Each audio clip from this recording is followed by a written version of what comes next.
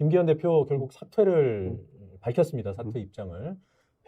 본인 페이스북에 사퇴 입장을 올렸다는 소식을 전해드리게 됐습니다. 이준석 대표를 오늘 오전에 만나서 오전 11시부터 약 1시간 동안 대화를 했고, 이 자리에서 이준석 대표는 좀 더 신중하게 판단하라는 취지의 조언을 했다고 이 자리에서 얘기를 했는데, 글쎄요, 지금 거취와 관련된 부분은 총선 출마도 있고 당대표직도 있기 때문에 지금 당대표 사퇴가 출마 포기로까지 이어지는지는 조금 더 지켜봐야 될 것 같습니다. 오늘 페이스북에 올린 내용 간단히 소개해드리면 이렇습니다. 오늘부로 국민의힘 당대표직을 내려놓는다. 지난 9개월 동안 켜켜이 쌓여온 신적폐를 청산하고 대한민국의 정상화와 국민의힘, 나아가 윤석열 정부의 성공이라는 막중한 사명감을 안고 진심을 다해 일했지만 그 사명을 완수하지 못하고 소임을 내려놓게 돼 송구한 마음이다. 이런 요지입니다. 그리고 많은 분들께서 만류했지만 윤석열 정부의 성공과 국민의힘의 총선 승리는 너무나 절박한 역사와 시대의 명령이기 때문에 어려운 말을 쓰셨군요. 행유 부득, 반구 적이 이런 뜻입니다. 어떤 일의 결과를 자신에게서 찾아야 한다. 그러니까 겸손의 고사성어인데 이러한 심정으로 책임을 다한다. 당대표직을 내려놓는다. 이런 내용입니다. 출마 여부에 대해서는 밝히지 않고 있습니다. 앞서서 장제원 의원은 부산 출마를 포기한다는 입장을 밝혔고요. 더불어서 김기현 대표의 출마 여부에 대해서도 관심이 모여 있는 상황입니다만 당대표직 사퇴는 선언을 했고 출마 여부는 아직 좀 더 지켜봐야 할 것으로 보입니다. 제가 말한 대로 김기현 대표는 견딜 수 없을 것이다. 사퇴한다. 네. 제가 단정적으로 얘기했는데 이렇게 사퇴를 하고 보니까 이준석 대표와 신당에 대해서 논의 가능성이 있다. 저는 그렇게 보입니다. 왜 자꾸 얘기를 안 해요? 예, 저는 진짜 논의 안 했습니다. 네, 논의 안 했고 네. 이제는 좀 편하게 좀 얘기할 수 있는 게 있다 그러면은 사실 김기현 대표를 만나기 전에 우리 당 초선 의원들도 만나서 얘기를 하고 또 전화도 많이 하고 있는데요. 이것의 의미는 공천 학살입니다. 이거는 공천 학살이라는 걸 확실히 이제는 감을 잡았고요. 그러니까 구도를 이렇게 보시면 될 것 같습니다. 지금 국민의힘에서 김기현 대표가 전당대회를 치르시면서 도와주신 분들이 많기 때문에 의원들이 그 의원들을 김기현 대표가 다독일 수 있는, 그리고 이번에도 텔레그램 사태에서 드러났지만은 그분들이 김기현 대표를 직을 유지하길 바라면서 서포트했던 이유는 경선이라도 시켜줄 거라는 기대감이 있어서 했습니다. 예. 김기현 성격이 워낙 또 그렇게 뭐랄까요? 남에게 부드럽다고 해야 되나요? 남에게 피해주는 걸 안 하시는 성격입니다. 그렇기 때문에 김기현 대표가 대표직을 유지해야만 본인들에게 경선이라도 시켜주는 그런 분위기를 만들 것이라는 생각이 확고하게 있어요, 초선들한테는. 네. 근데 이렇게 했다는 건 뭐냐면 지금 비대위원장이 누가 오든지 간에 그 사람은 김기현 대표와의 초선 의원들과 어떤 부채 관계가 없습니다. 그러면은 공관위원장을 데려올 때도 그 비대위원장과 대통령의 뜻이 적용된 사람이 올 것이고 그 사람은 지금에 있는 초선 의원들 어느 누구에 빚진 게 없습니다. 그러면은 학살이죠. 네. 공천 학살이라는 표현이 성립이 되려면 지금 있는 사람들에 대한 물갈이뿐만 아니라 들어오는 사람들의 명분이 약하다는 전제가 있어야 되는 거잖아요. 이게 왜 이렇게 말씀드릴게요. 자, 대통령께서 만약에 이건 대통령께서 우리가 예상하는 것처럼 영란이 아까 65개 정도 지역구 된다고 이제 원장님 말씀하셨는데 그 중에서 한 절반 정도 30개 이상을 물갈이하려고 한다. 네. 예를 들어 본인이 뭐 대선 과제 빚진 사람도 있을 것이고 청와대 행정관 중에 내려보낼 사람도 있을 것이고 했을 때 30명 정도 물갈이한다 했을 때 지금 솔직히 말하면은 낙하산으로 내려가려고 하는 행정관들의 스펙이나 급수가 과거에 비해서 많이 낮아졌습니다. 예. 이게 영남 선거는 뭐가 있냐면요. 딱 낙하산이 내려가면요. 자네 벼슬이 몇 품인가부터 물어봐요. 그러다 보니까 지금 대구는 의원들이 어떻게 되냐면 제가 지난번에 한번 여기했지만 12명 국회의원 중에서 기재부 차관이 2명, 경찰청장 출신이 2명, 뭐 판사가 하나, 검사가 하나, 부시장 출신 2, 뭐 이런 식이거든요. 네. 그러니까 대구는 그 벼슬의 직급도 많이 자네 정 몇 품인가 이런 게 있거든요. 근데 지금 내려가는 사람들은 그게 약해요. 그러면은 김기현 대표 철학은 뭐냐면은 워낙 그런 거를 잘 지켜주려고 하기 때문에 경선을 시켜주겠다가 원칙이 돼요. 근데 경선을 시켜주겠다 그런데 갑자기 용산에 내려온 사람이 경선 붙는다 그러면은 다 쓸려 나가는 거예요, 현역들한테. 그러면 대통령이 생각해보세요. 대통령이 10명을 대통령실 명의로 내려보냈는데 김기현 대표가 시켜준 경선 때문에 10명이 다 졌다. 그러면 대통령은 그 자체로 망신입니다, 선거에 보기 전에. 예. 그렇기 때문에 저는 이거는 공천 제도에 있어가지고 다 갈 수 없다. 예. 제가 누차 얘기를 했지만은 윤석열 대통령은 입당하면서도 밝혔잖아요. 국민의힘 가지고는 안 된다. 이준석 몰아내야 된다라고 했는데 윤석열 당을 창당하려고 했지만은 기회를 포착하지 못하고 강서 보궐선거에 패배를 함으로써 윤석열 신당을 창당할 방법이 없었어요. 예. 그렇기 때문에 저는 윤석열 대통령 성격상 윤핵관들의 도움을 받아서 당선이 됐고 지금까지 집행을 했지만은 윤핵관을 바꿔서 검핵관으로 간다. 예. 그렇기 때문에 칼질할 수밖에 없는 거예요. 이게 그래도 네. 윤석열 대통령은 승리할 수 있다. 음. 이런 착각을 하고 있는데 민주당으로서는 그러한 착각이 굉장히 땡큐죠.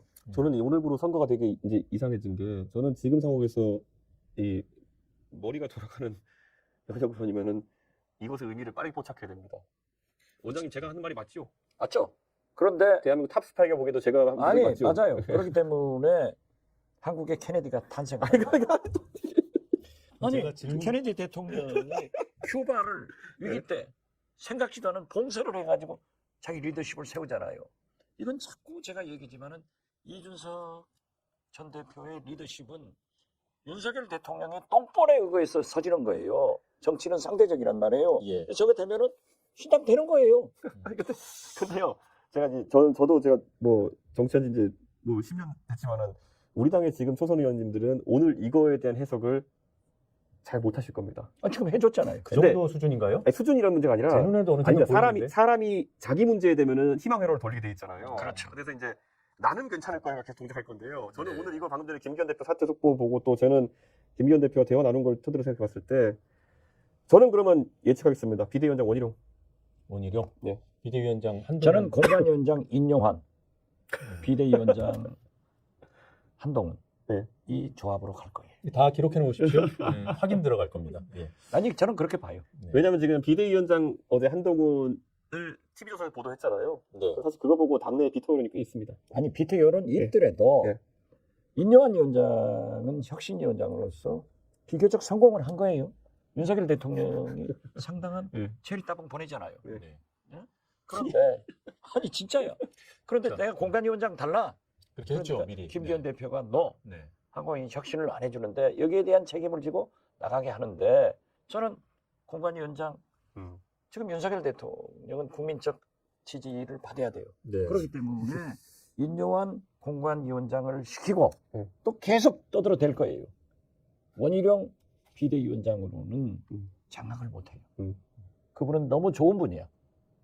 그렇기 때문에 저는 한동훈, 황태자, 윤석열 대통령의 쌍둥이 동생 예. 여기 힘이 세잖아요.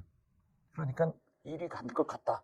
간다. 저는 그렇게 봐요. 두 분 전망은 지금 거의 명확해졌는데 공관위원장은 누가 맡겠습니까? 만약에 원희룡 비대위 체제가 된다면 공관위원장은 통상 외부에서 맡지 않습니까? 뭐 외부에서 맡든 내부에서 맡든 그런 거 상관없어요. 혁신을 내세우면은 보통은 외부에 맡기지 않습니까? 저는 김기현 대표 사퇴 얘기 들으니까 더더욱 놀랍네요. 저는 공관위원장이 얼굴 색이 많이 변하네. 공관위원장이 정해진 걸로 알고 있었거든요. 누군가로. 그러니까 김기현 체제에서 예. 근데 안 정해진 거였다면은 그것마저도 제가 봤을 때는 페이크였나 이런 생각. 그러니까 모든 걸 지금 다 그냥 마음대로 바꿔버리는 그런 형세로 보이거든요. 아 그것이 뭐 미리 윤석열 스타일이에요. 저는 이렇게 되면은 근데 오늘자로 그럼 위협이 실제화된 게 뭐냐면요. 만약에 초선 의원들이 이것이 무슨 의미인지를 알아들었잖아요. 그러면은 특검표 표결 바로 문제됩니다. 아예 첫 표결에서 3분의 2가 나올 수도 있다. 그건 김영이니까 안 거고요. 이건 안 돼요. 김영에서 그럼 그건 그냥 레임덕이죠.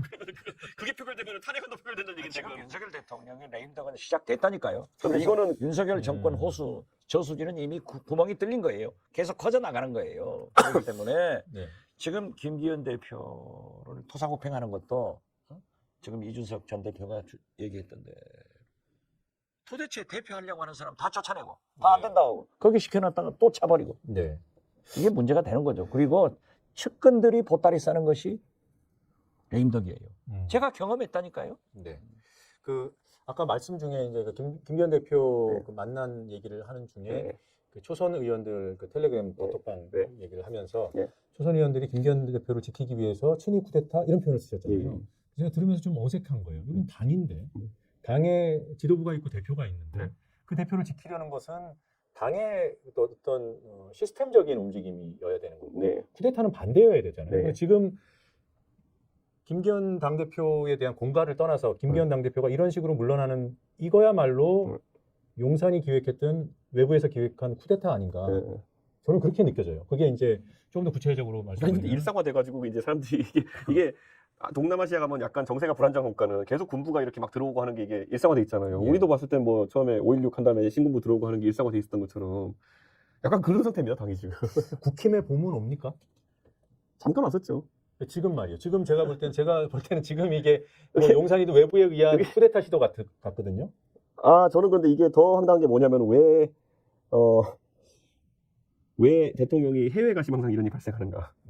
그러니까 좀 앞서 얘기한 것까지 보면은 네. 이게 잘 짜여진 각본같이 보입니다. 그 서울 지역 6석 그 보도가 나오고 장제원 의원 불출마 선언하고 당대표 사퇴 압박 들어가고 이런 일련의 과정이 이게 딱딱 맞아 떨어진다는 인상을 지울 수가 없습니다.